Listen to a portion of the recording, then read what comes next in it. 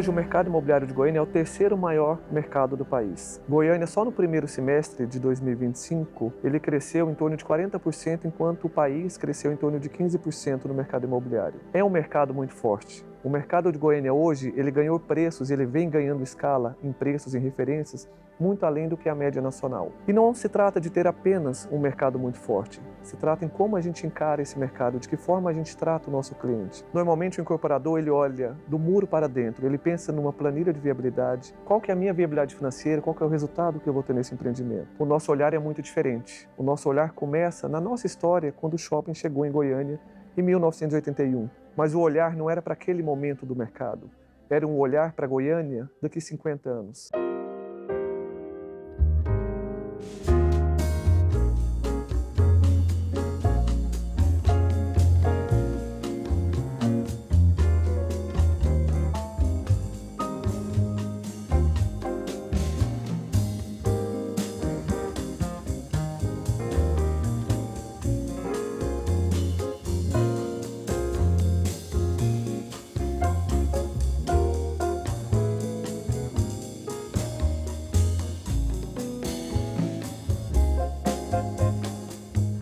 Eu vejo que a história começou sendo pensada como um desenvolvimento urbano. Eu acho que meu avô foi um urbanista nato e pensou desde lá do início, ele teve uma visão, né, era muito visionário, que isso se tornaria uma cidade lá na frente. A gente sempre teve esse compromisso, na verdade, desde aquela época que a gente vinha dentro do nosso legado com o desafio de trazer sempre o que era de melhor que estava acontecendo na cidade, no estado, no Brasil e no mundo, quanto à parte também de desenvolvimento urbanístico e também através do Instituto como desenvolvimento urbano. Então, para a gente, na verdade, é um compromisso e um privilégio estar nesse momento, utilizando a nossa sinergia feminina, nós somos 3 mulheres, diferentes e muito complementares, está levando esse legado à frente com todos os desafios que a gente busca, né? Principalmente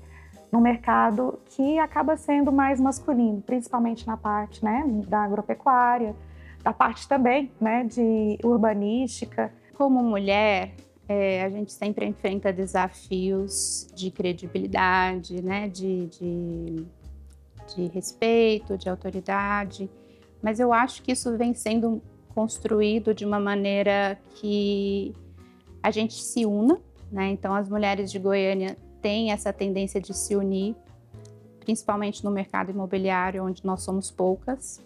Quando a gente une a responsabilidade e a vontade de fazer algo de bom, né? Algo que impacte pessoas, que possa trazer transformação e desenvolvimento na vida das pessoas, os desafios eles se tornam mais fáceis.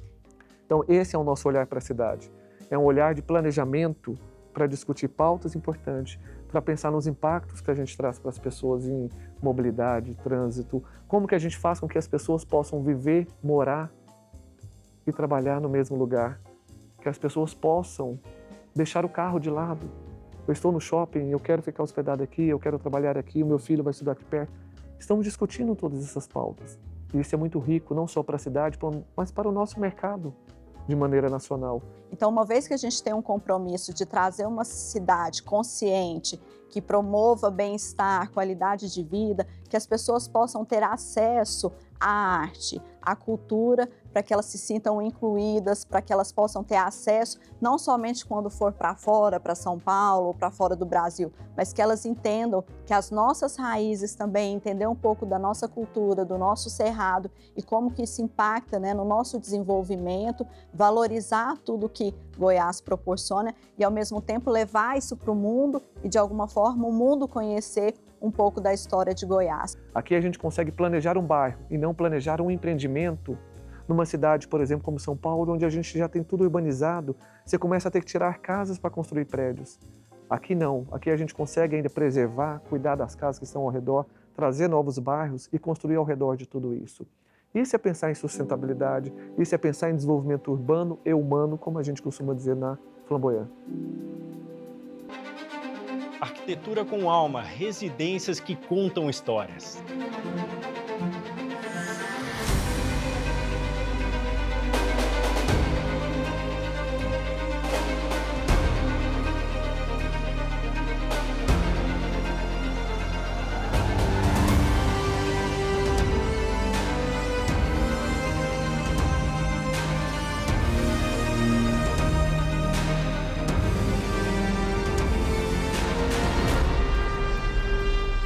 Foi uma grata surpresa, a gente recebeu o convite da Flamboyant Urbanismo para a gente desenvolver o primeiro edifício, o primeiro empreendimento deles em Goiânia. Foi uma grande oportunidade, né? Acho que talvez foi um encontro de empresas que tinham valores muito próximos, que buscavam tinham o mesmo objetivo, tinham a mesma busca na excelência. E a gente acabou descobrindo um novo mercado que a gente nunca tinha atuado. A Parkers & Will nunca tinha feito nenhum projeto em Goiânia.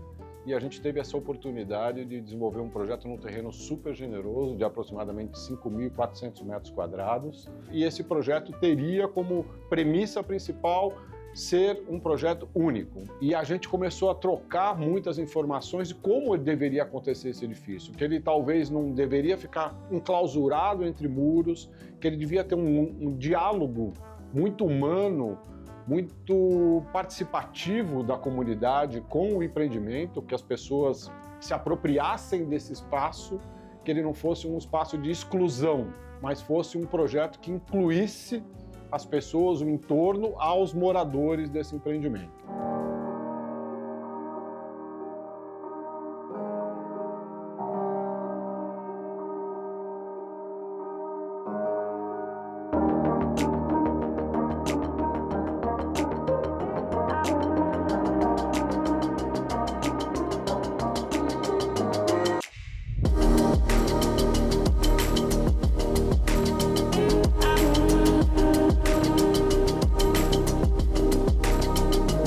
Então nós temos um grande desafio de criar uma coisa que tivesse um diálogo com a cidade.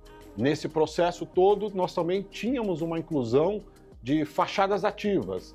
São potenciais usos comerciais conectados nesse térreo que tem esse diálogo com as pessoas. Nós criamos, então, uma solução que ela não tem muros, mas, ao mesmo tempo, traz uma segurança muito grande para os moradores.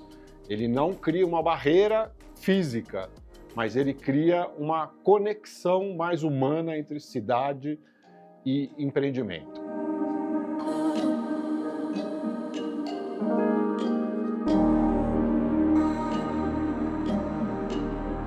O verde está totalmente impregnado dentro deste térreo. Ele circunda toda a área desse térreo com jardins. As calçadas foram super alargadas. Nós demos uma doação de calçada para que todos tivessem essa preocupação de que a cidade são feitas para as pessoas, não para os carros. Nós passamos por uma grande etapa de construção de produto. Qual seria esse produto? E qual seria o time que faria parte desse produto?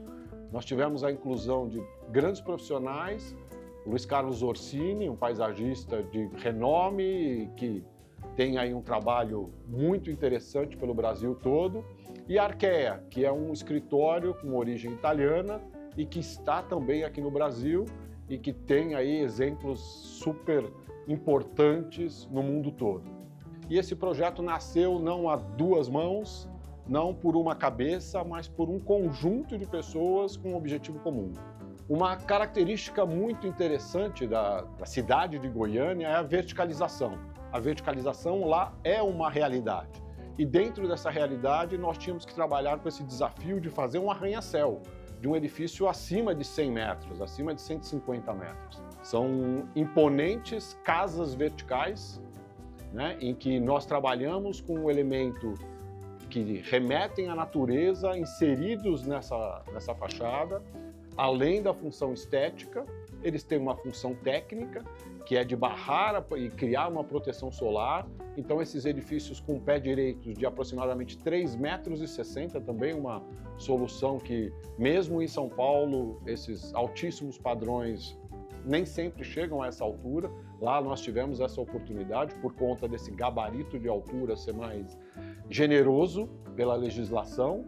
Nós temos um clube em todo o embasamento, ele está acima do nosso nível de garagens, é um sobressolo o nosso nível de garagens, uma preocupação que traz também na questão de sustentabilidade, da gente ter uma agilidade na obra e ter menos escavação de terra, então a gente tem esse menor impacto no terreno. As áreas de lazer estão distribuídas, elas não ficam concentradas somente nesse nível do térreo. elas estão distribuídas ao longo do nosso empreendimento. Então a gente tem lazeres que eles vão acontecendo em diferentes níveis da torre, permitindo que o morador do primeiro, segundo pavimento contemple a vista acima da sua própria unidade, sendo uma coisa muito mais democrática e generosa para todos. No acesso do empreendimento, a gente criou uma grande surpresa, e é uma surpresa muito interessante para os próprios moradores. Ao invés de ele entrar por uma portaria, onde ele passa por um vidro, depois ele passa por outro vidro, nós criamos uma recepção em que a água faz parte desse espaço. Nós temos a inclusão de um espelho d'água com pedras e com muita vegetação, e a pessoa passa por uma passarela que parece flutuar sobre a água. Nós temos 3 configurações de plantas, basicamente. Uma torre, que é a torre legítima, a sua menor unidade tem 420 metros, chegando à unidade de aproximadamente 850 metros. E que nós temos, para todos os pavimentos, uma piscina individual. Goiânia é uma região muito seca, né? O Cerrado é uma região muito seca. Então, a inclusão da água em todo o empreendimento, ela também funciona como um equipamento para deixar nosso microclima mais úmido, com mais saúde e mais qualidade de vida para as pessoas. A outra torre, nós temos dimensões um pouco menores que os 420 metros, em 2 divisões, são 2 unidades por andar, também com suas piscinas individuais, com as mesmas características técnicas da torre legítimo, e essa torre chama Torre Autêntico. A configuração espacial do nosso terreno foi muito estudada. O nosso terreno era a localização ímpar de frente para o parque, né? Então a gente tem uma posição estratégica e essa posição também se conecta direto com o shopping. Então esse link para o cliente era muito importante, então a gente estudou bastante sobre isso. Ele está ligado em 3 ruas, então nós tínhamos um potencial para explorar, de poder trabalhar ele de diversas formas, porque essas frentes permitem acessos, permitem fluxos, e elas têm caráteres individuais, né? Esses caráteres individuais, inclusive com a topografia. Um terreno, uma parte do terreno está num ponto mais alto e outra parte está no mais baixo. Então a gente conseguiu criar um embasamento em que ele liga esses 2 potenciais, e nessa questão espacial, nós conseguimos até aproveitar-se desse desnível para criar um acesso mais humanizado e criar a não necessidade de rampas, tornando o edifício mais eficiente. E a gente tem um empreendimento de aproximadamente 72 mil metros de área construída. Realmente é um empreendimento que gera um impacto na construção, e todas as preocupações com sustentabilidade, com o uso de materiais ecologicamente corretos, com descarte, com escavações, todas estão sendo muito validadas para que o nosso edifício também tenha uma certificação, que ele também se posicione, atingindo as preocupações de ambas as empresas, tanto da Parkers & Will quanto da Flamboyant.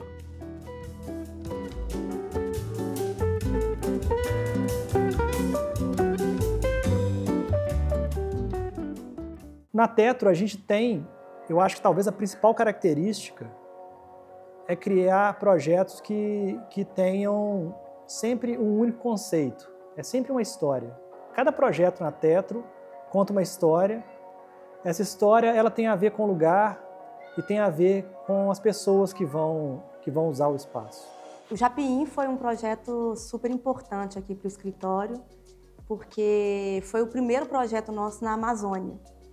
E, além disso, a gente teve o privilégio de fazer um projeto na comunidade de Tumbira, que é um exemplo de superação, de transformação e de desenvolvimento sustentável lá na região perto de Manaus. O projeto ele foi muito inspirado nos ninhos do Japim. A cada projeto que a gente começa é como se fosse o primeiro projeto. Porque a gente começa tudo do zero, tipo assim, tudo que a gente fez no projeto anterior não serve mais. Então é como um estudante de arquitetura que está pegando um projeto ali pela primeira vez, sentindo aquele friozinho na barriga e dando um passo no escuro, não tendo a menor ideia do que aquele projeto vai dar, assim. Eu acho que é isso que é o legal, ir trilhando sem saber aonde, assim.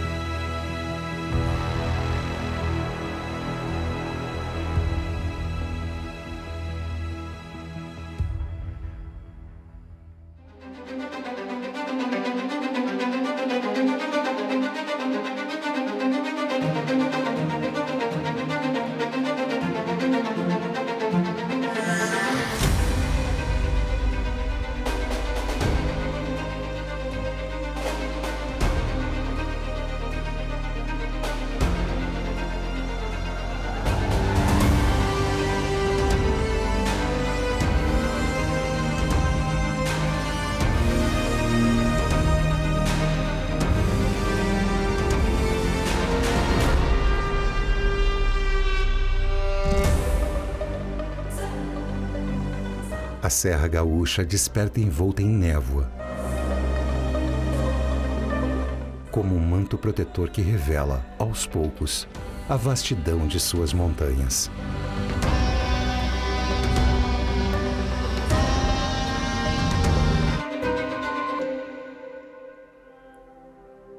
É aqui, nesse recanto de serenidade, que o aroma das araucárias se mistura ao frescor do ar.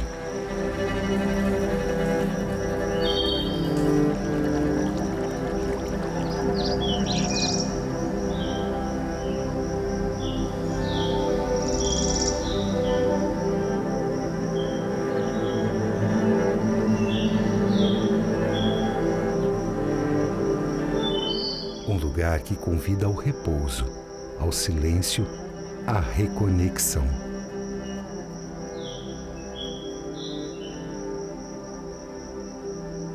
Ao subir ainda mais, chegamos aos campos de cima da serra, onde a natureza é bruta e autêntica, e o espírito gaúcho vive intensamente.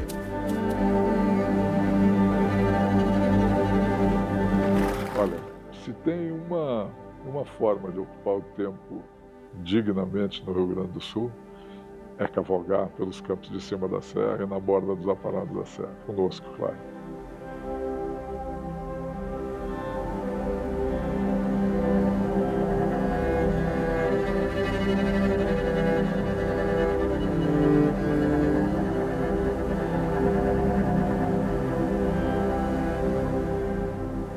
Por acaso, virei marqueteiro do crioulo em 1989. Fui analisar o mercado de cavalos e o que podia ser feito para alavancá-lo. Comecei brincando e a cobertura de imprensa e a satisfação dos clientes era tamanha que eu acabei largando a publicidade 10 anos depois e vivo a cavalo desde então. Aqui, nessa região de Campos de Cima da Serra, que não são exatamente pampa, mas são muito similares ao pampa, o cavalo é a ferramenta ideal para a gente percorrer isso aí. A impressão que se tem andando a cavalo é que a paisagem foi desenhada para se andar a cavalo. Esses campos de cima da serra foram desenhados para se andar a cavalo. Nada é mais adequado do que cavalgar nos campos de cima da serra e no pampa.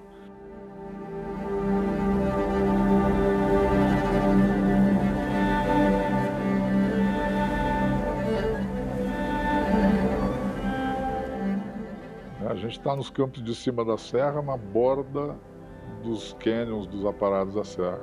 E chama aparados da serra porque a gente vem nesse campo ondulado dos campos de cima da serra e de repente parece que foi cortado. É aparado por causa disso. Parece que foi aparada a planície, os campos de cima da serra. E a raça crioula é isso, é o cavalo do gaúcho, né? E o gaúcho é um cara a cavalo. No coração da Serra Gaúcha, o Vale do Quilombo é testemunha de um legado histórico que olha para o futuro sob novas lentes.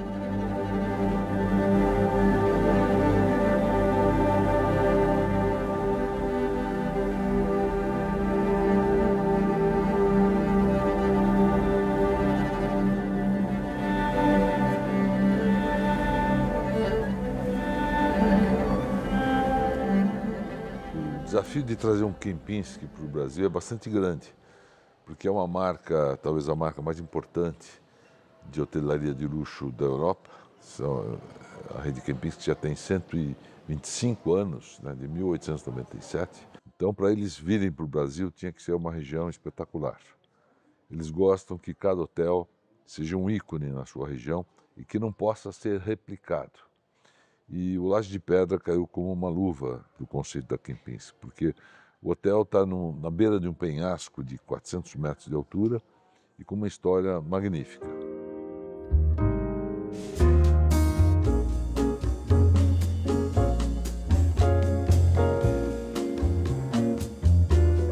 O Laje de Pedra começou, o projeto do Laje começou no final da década de 60, década de 70.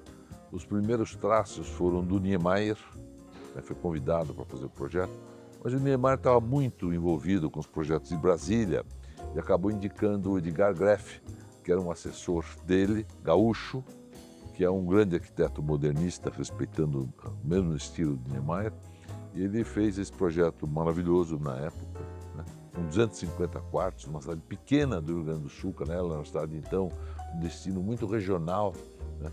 E para mim, que a minha família também, aqui do Rio Grande do Sul, foi uma surpresa quando eu vi o Laje de Pedra pronto, um hotel maravilhoso. Nós e também o Kempinski enxergamos uma oportunidade, a possibilidade de resgatar os significados que foi o Laje de Pedra, não só para o Rio Grande do Sul, mas para todo o Brasil, porque o hotel foi, durante muitos anos, na década de 80 e 90, considerado e eleito o melhor hotel do Brasil, né? Então, o nosso desafio foi resgatar essa história, fazendo de novo, trazendo aqui para o Kempinski Laje de Pedra, para ser o melhor hotel da América Latina. E é isso que nós estamos fazendo aqui.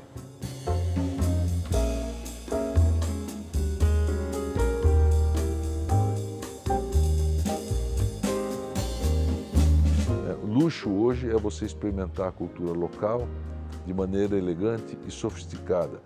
Então, para nós, o Kempinski vai ser a expressão dessa cultura gaúcha, que é lindíssima, que é muito rica, né? De maneira elegante e sofisticada.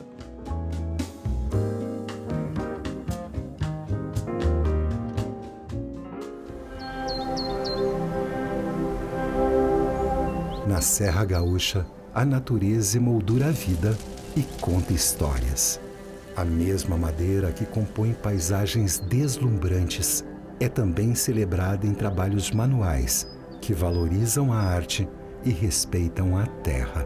A madeira é um dos bens renováveis que nós temos na natureza, de extremo valor e de uma história muito bonita na nossa relação, principalmente aqui na Serra Gaúcha, né? Mas o bonito da madeira é que ela está presente em todos os momentos da nossa vida, né? E essa habilidade de trabalhar a madeira com as mãos é algo que sempre me chamou muito a atenção, e pelo ofício, né?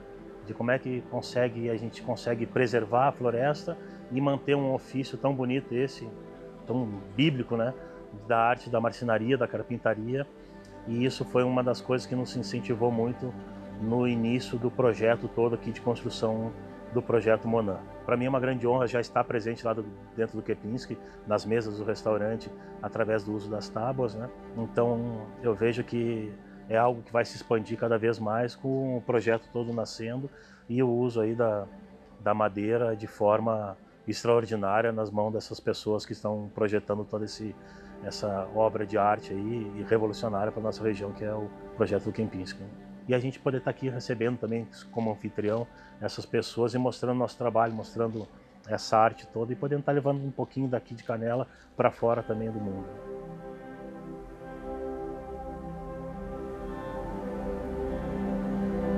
Imagine-se caminhando por esses arredores, sentindo a calma que só um lugar assim pode proporcionar. Esse é um refúgio, um convite a viver em plenitude com o meio e consigo mesmo.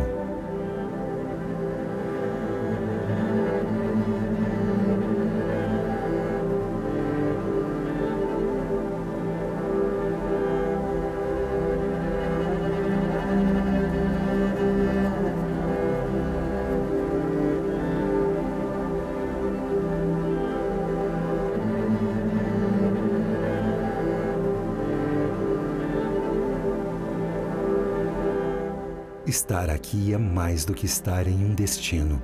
É fazer parte de algo maior.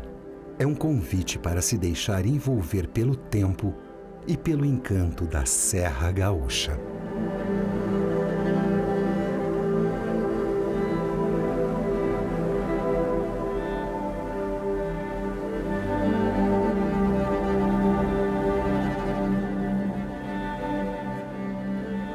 Sai daí que o programa Cultura e Design volta já já.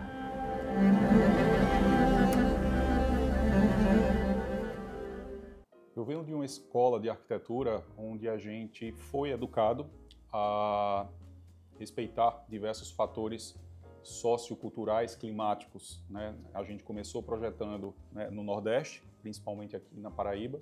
Então a gente foi educado a projetar uma arquitetura que fosse muito permeável, muito proveniente aí de possibilidade de você ter a ventilação e iluminação, né, naturais potencializadas ao máximo, o que hoje é uma questão muito sustentável também. Essa multiculturalidade, essa gama tão vasta aí, né, de condicionantes que a gente tem, nos fornece aí um leque de possibilidades infinitas na hora da gente projetar, e isso a gente tem vivenciado aí a cada dia na nossa profissão. Verdadeiros deleites, então, aqui em casa, no café. Hoje está um pouco mais completo, que a gente está gravando com vocês. No dia a dia, a gente tenta ser um pouco mais comedido.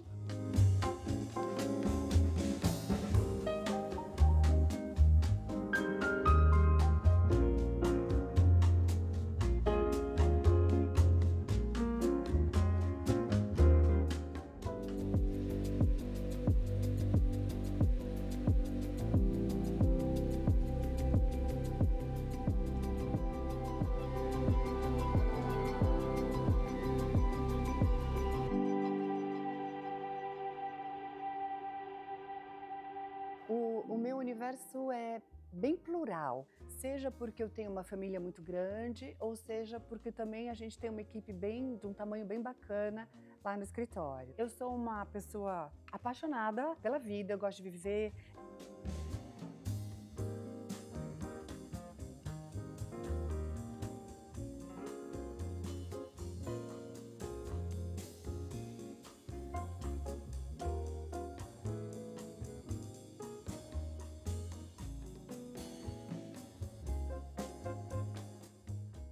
Os projetos da GAN eram identificados quando as pessoas viam projetos diferentes e criativos. A gente falou, ó, temos então um ponto em comum entre os projetos, vamos trabalhar nisso. E no final o que a gente quer ver é felicidade. É a felicidade de quem contratou a gente por um motivo comercial, por um empreendimento que tem que ser um sucesso, ou para essa família, né? Para ela viver bem, para ela viver melhor, para agregar em qualidade de vida. O que a gente quer é esse sorriso, é esse final feliz mesmo. Então a gente sempre se propõe a fazer uma arquitetura leve, a gente sempre se propõe a fazer uma arquitetura pensando na qualidade de vida. O acarajé é o meu fraco, é exatamente assim. Eu como 2 a 3 por semana, mas sugiro que tenha cuidado. Tivemos a ideia de fazer um brise com biribas, né? Que é a mesma madeira que se faz o birimbau.